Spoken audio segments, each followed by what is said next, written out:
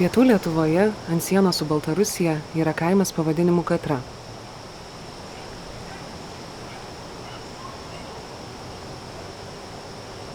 Jo pradžioje gyvena Zina.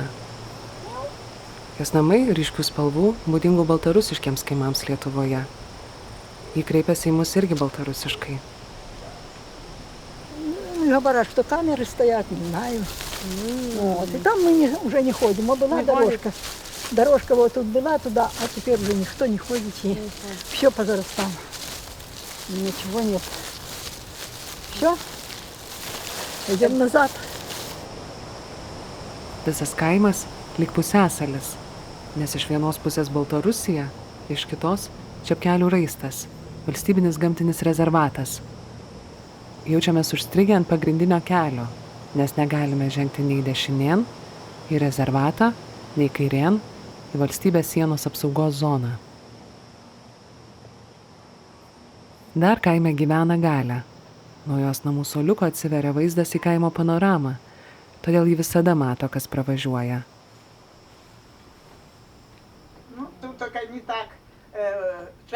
Jos namų vidus padengtas kilimais, o sienos nuotraukomis. Čia Galia jaunystėje. O čia jos vaikai ir anūkai. Taip pat kiekvienam kambarį yra po stačiatikių altorėlį, kurie nėra įprasti daugiausiai katalikiškiams Lietuvos kaimams. Дома. Говорю, а вот выходит, скажу, выходи из хаты, принимай гостей. Kartu su Zina ir Galia einame aplankyti trečios gyventojos, Valios, kurios sveikata silpnesnė.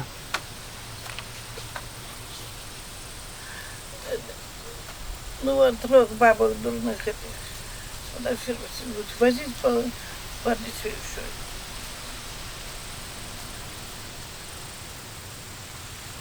Потому что больше нету, то только 4. Зато мы показываемся, что тут никого нема. Вот, сидят 3 бабки. Там та и глухая, и слепая, и... А Не я видеть, уже и... не видеть, да? Ну, не Я познаешь человека. Не познаю уже. Ну,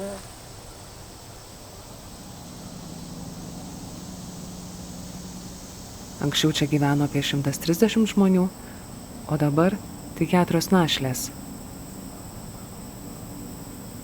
Visos jos gimė ir užaugo kitoje sienos pusėje, kai tiek Baltarusija, tiek Lietuva buvo Sovietų sąjungos dalis. Jos persikėlė į Lietuvos teritoriją, kai vedė Katroje gyvenančius vyrus. Nors teoriškai tai reiškia emigraciją į kitą respubliką, praktiškai jų gyvenimas mažai pasikeitė, nes pasienio regionuose persipina skirtingos tapatybės. Боже, и котик мой, иди. Котик.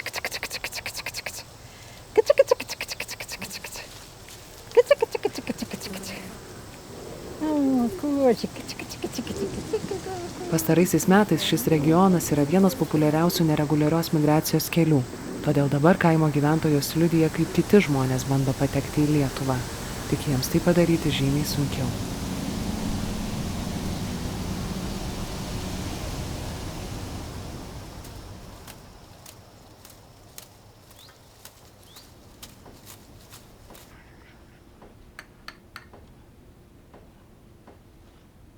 Zina gimė Benkių kaime, esančiame už 10 km nuo Katros. Būdama 18 šokiuose, ji susipažino su savo vyru. Не хотела замуж идти. Говорит, иди, пошла, еще в такой лес. Не вышла, ну и шли его. И там и Галя, и Валя тая, все тоже с Беларуси сюда поприходили. И еще сколько было, ну уже все поумирали. А кому полнее может быть? На ваше это усмотрение. Galia gyveno už 3 km nuo Zinos, Motylių kaime. Jos antras vyras taip pat buvo iš Katros. Jis sako, kad jai nebuvo sunku persikelti čia. Потому что все тут люди говорили по-белорусски. Все мы знались, покуда я сюда пришла, мы все знались с этими людьми. Молодежь приходила на танцы туда к нам. И в клуб у Мотыли приходили, в Мотылях клуб был. Мы были на танцах. И молодежь приходила, на роверах приезжали, кто на мотоцикле. Ну, мужики подставили, красивые, самые поумирали. Это ковид перешел. Побрал всех, А теперь все дети тут жить одному человеку. Если к двойку пары, то хоть веселее жить, а это просто хоть эта Галя есть на белом свете. Zina turi 4 vaikus. Visi jie gyvena didesniuose Lietuvos miestuose. Kai reikia, jie atvažiuoja padėti jai ūkio darbuose. O Galios vaikai gyvena Baltarusijoje. И мои дети тоже. И они не вмели по-литовски. Як они пойдут на Литву?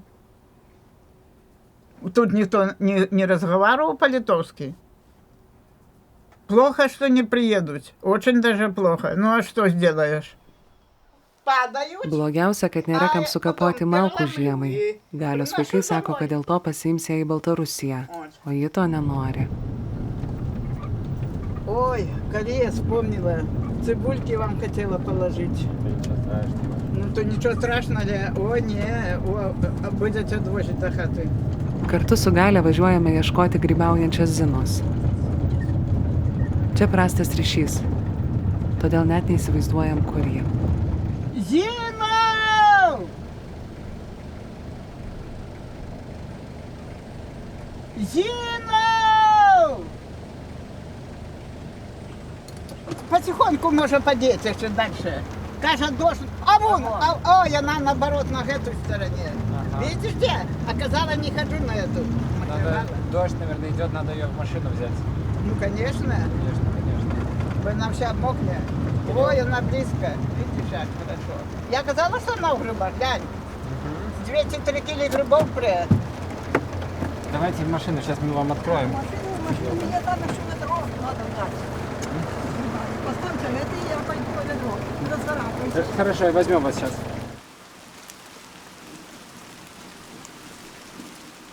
Ну, ехал дрон. Не Оттуда. дрон, Галя, это Ой. лед. Самолет. Вертолет мужчина. Вертолет. Ну, А мой вертолет, как холер, знаю, я разбираюсь. так.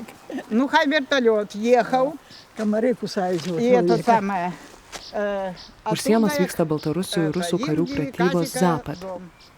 Kars nuo karto pasigirsta tolimi duslūs karinės technikos garsai. Lietuva atsako savomis pratybomis ir sustiprino saugumą pasienyje. Через хату, подвал и туда, на белорусскую сторону поехал. И ехал оттуда, как будто с Литвы, але он, може, окружил. С Белоруссии и окружил на литовскую сторону. Ну, И это ехал. ж не белорусский. А? Это ж не белорусский, литовский. Ты кажешь, Белоруссии он не шел сюда. Я не знаю, кажу я, откуда он шел. Или он белорусский, или он з Литвы шел, але йшов оттуда. А може, белорусский окружив, заняв трохи. І... Нет, ты Не. что, Галя, нет. Ну, а чорт знає, і про моє подворо через хату і підвал. І поїхав туди на білоруську сторону. Бо він білоруський, певно, може, ну, а може, так, як є. Откуда я можу знати? А я їх розбираю ще. Белорусский на эту сторону не переезжая. Ні, і він по границі? По границе. А, ну, але я видела оттуда. Ну, пойду я, а то закусаюсь комары, занести хоть грибы эти. Atkūrus Lietuvos nepriklausomybę, o vėliau įstojus į Europos Sąjungą ir NATO, buvo sugriežtinta sienos su Baltarusija apsauga. Tačiau fizinė tvora pastatyta tik prieš keliarius metus. Uždaryta dauguma sienos kirtimo punktų. Artimiausias už beveik 100 кілометрів. Можно было вот на кладбище съездить. А так теперь 200 километров треба, если 10, то надо мне 200, чтобы приехать на кладбище посмотреть, там убрать. Kelis kartus per dieną pagrindiniu keliu pravažiuoja pasieniečiai.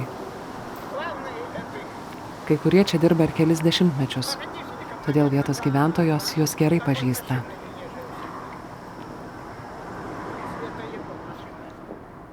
А сейчас границу сделали. Так все время они ездить. Вот сегодня еще не видела я. А так поехали туда и назад зараз. Поехали и ночью, и днем. Они работают, и работать, хоть тут никого и нету, никто тут не проходит. Zapad pratybų metu pasieniečiai patruliuoja kartu su kariais ir patikros daug griežtesnės. Tačiau ir kitu metu pasieniečiai mus tikrina kelis kartus per dieną, nors kaskart iš anksto pranešame, kada atvyksime ir kaip žurnalistai galime dirbti pasienio ruože. Atvykus jie nuodugniai išklausinėja, ką čia veikiame, su kuo bendraujame, kur dar važiuosime. Kartą jie mus visą kelionę sekė su džipu iš paskos. Taip pat jie klausinėja mūsų kaimynų, kada išvažiuojame ir kada grįžtame. Vis pagalvoju, ar mes atrodom tokie įtartini, ar jie nenori, kad kaip žurnalistai pamatytume per daug. Один раз я дома, я ехала на велосипеде, приехала и оставила возле веранды велосипед. Потом я тут пришла домой, покушала, все, это пойду велосипед поставлю. Выхожу я, затянула велосипед, иду назад на эту лавочку сидеть, мигрант той. А я иду, да, все, пришла, говорю, здрасте ему. И он махнул головой мне. Все, говорю, что надо, что вы сидите кушать и воды пить. Я пошла до колодца, принесла воды ему. Потом пришла домой, отрезала колбаски, хлеба и занесла ему. Ну и покушал. Ir išėjo. Už kiek laiko Zina pamatė dar vieną migrantą. Jį taip pat pamaitino ir pagirdė. Buvo jau vakaras. Jis prigulė miegoti ant suoliuko. Atvažiavo Zinos sūnus ir iškvietė pasieniečius. Приехали, ну что ты тут делаешь, там уже его стали. Иди в машину. В машину, в лес и повезли. И все, и больше их не было. 2021 vasarą Lietuvoje, Latvijoje ir Lenkijoje, šalyse, kurios saugo rytinę ES ir NATO sieną, prasidėjo pasienio krizė su Baltarusija. Migrantai, daugiausiai iš Vidurio Rytų ir Afrikos šalių, bando neteisėtų būdų kirsti sieną ir pasiprašyti prieglobsčio. Tiek ES, tiek Lietuvos institucijos teigia, kad migracija yra suorkestruota Baltarusijos režimo, siekiant daryti spaudimą dėl sankcijų. Tai vienintelė vaizdo medžiaga, kurią turime nuo sienos. Leidimo patekti į šią atkarpą negavome. Kaip matote, pasieniečių publikuoti vaizdo įrašai yra redaguoti, o kai kurios dalys iškirptos. Per 4 metus tokiu būdu kirstami sieną į Lietuvą buvo įleisti beveik 5000 migrantų. Lietuva vykdo apgręžimo politiką, prieštaraujančią tarptautiniai teisei. Valstybės sienos apsaugos tarnyba teigia, kad per 4 metus įvykdė beveik 25 000 apgręžimų. Amnesty International praneša užfiksavusi atvejų, kai Lietuvos pasieniečiai apgręžimų metu prieš migrantus naudojo tazerius, mušė lazdomis, atėmė jų pinigus ir telefonus, žiemą vertė kirsti sieną atgal per upę.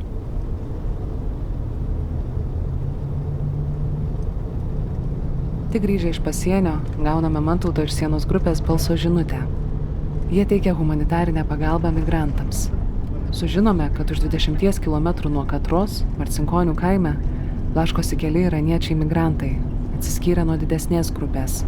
Jie išsekė ir nebegali paeiti, todėl sienos grupė iškvietė greitąją, kuri išvežė 2 migrantus į ligoninę. Bet tada kiti žmonės nenustojo mums rašyti, sakydami, kad yra dar kita lokacija, labai netoli tų 2 žmonių, kad yra kitoje lokacijoje 3 žmogus, kuris buvo paliktas vienas. Ir aš apie tą lokaciją pranešiau užkardai, kabelių užkardai, žinutę naktį ir vėliau gavau skambutį, nežinau, gal 3-4 nakties ryto jau. Iš kabelių užkardos, kur man pareigūnė pasakė, kad jie nuvažiavo patikrintos lokacijos ir nieko ten nerado.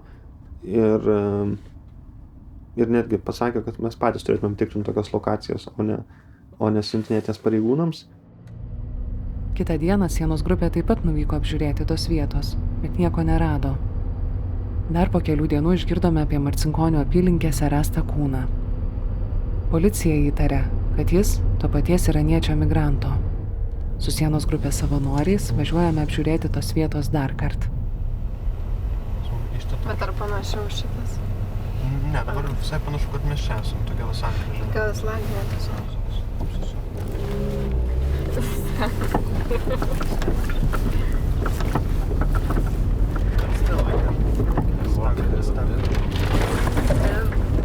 Man tai mes galim ir nueiti pėsčiom gal, ne? Dabar jau nėra kelio atgal. Okay, now stop. No way. Ну, at least No way.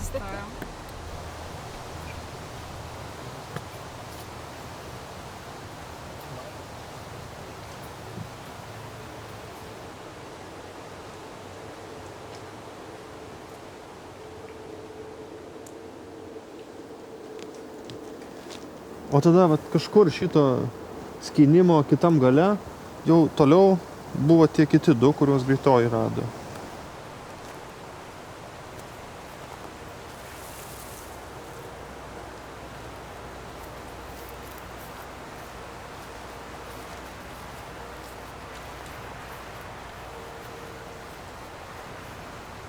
Tai čia ta lokacija, kuri mums buvo siusta kažkurių iš artimųjų ir kurią aš persiunčiau pasieniečiam. Tai, bet aš čia iki šiol nesu buvęs, nes mes šeštadienį, kai mėginom atvažiuoti, tai tiek dėl to keliuko, tiek dėl navigacijos, tiek dėl signalų silpnumo, mes kažkur toliau biškai pavaikščiojom. Tai konkrečiai iš tos vietos, reiškia, mūsų netvedė navigacija.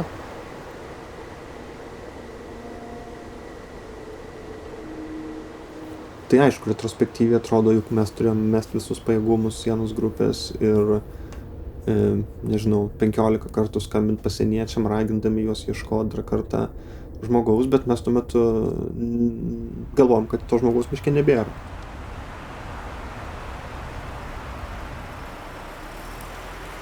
Nuvykstame į policijos komisariatą Alytuje. Kol vyksta ikiteisminis tyrimas, jie komentuoti šio atvejo negali. Tačiau sužinome, kad tai ne vienintelė panaši mirtis šiemet. Prieš pusmetį Katros upėje buvo rasti 3 kūnai. Vienas Lietuvos teritorijoje, o 2 Baltarusijos. Ir tik po kūno palaidojimo Egipto valstybės institucijos mums atsiuntė raštą, kad tas asmuo yra tikrai jų pilietis ir kad jie patvirtino jo tapatybę. Egiptiečio artimieji kūną nori perlaidoti savo šalyje.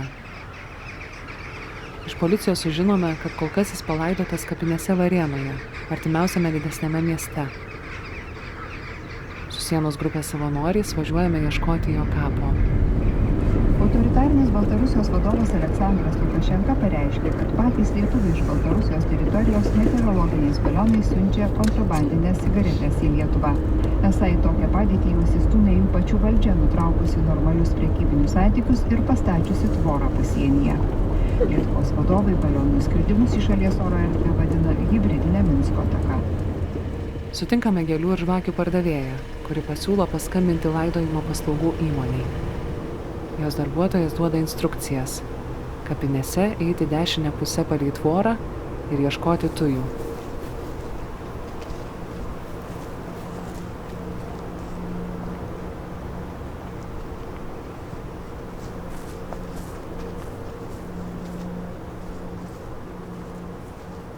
Trečiosiose aplankytose kapinėse randame kelių mėnesių senumo kapą be vardo ir pavardės. And literally says nothing. No tuvas either. Ok, sakė prie tų tujų.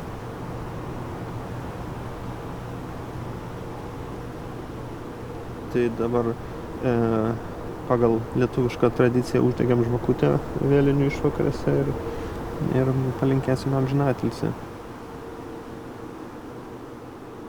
Kol montuojame šį pasakojimą, iš sienos grupės sužinome apie naują migranto mirtį.